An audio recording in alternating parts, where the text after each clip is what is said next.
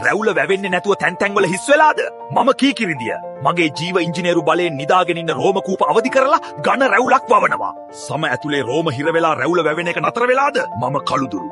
මගේ බාධක බින්දින බලයෙන් සිදුරු විවෘත කරලා රැවුලට එළියට එන්න මඟ හදනවා. රැවුල වැවෙන එක නැවතිලා තැන් තැන්වල පැලස්තර හැදිලාද? මම එඳුරු තෙල්. මගේ සාරයෙන් රෝම කූප වලට දැවැන්ත පෝෂණයක් දීලා කළු ඝන රැවුලක් වේගයෙන් වවනවා.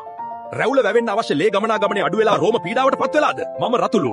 මගේ සල්ෆර් අලුත් වැඩියා බලෙන් රෝම කූප වලට ලේ සහ පෝෂණය ගෙනල්ලා රැවුල වේගයෙන් වවනවා. රැවුල තුනී වෙලා පෙනුම අඩු වෙලාද? මම උළුහල්. මගේ ට්‍රිගනලින් ප්‍රතිසංස්කරණ මායාවෙන් රැවුලට අවශ්‍ය ප්‍රෝටීන් දීලා කළු ඝන රැවුලක් දෙනවා. රැවුල අස්සේ ඉස්සොරි පිරලා සම වේලිලා දරුණු කැසීමක් එනවද? මම තලතෙල්. මගේ ලිනොලෙක් ඇසිඩ් විෂනාශක බලෙන් සමේ ආසාදන නැති කරලා රැවුලට නිරෝගී මූලයක් හදනවා. කැඩෙන රැවුල වෙනුවට ශක්තිමත් රැවුලක් කොනේද? මම වදමල්. මගේ ඇමයිනෝ ඇසිඩ් බලෙන් රෝම කූප වලට පණ දීලා වැවෙන රැවුල යකඩයක් වගේ හයිය කරනවා. වයසට කලින් රැවුල ඉදිලා සුදු වෙලා පෙනුම අඩු වෙලාද? මම අවරිය. මගේ ඉන්ඩිගොටින් ශුද්‍ර ශල්‍ය බලෙන් රෝම වල වර්ණක නැවත බද්ධ කරලා රැවුල තද කළු පාට කරනවා.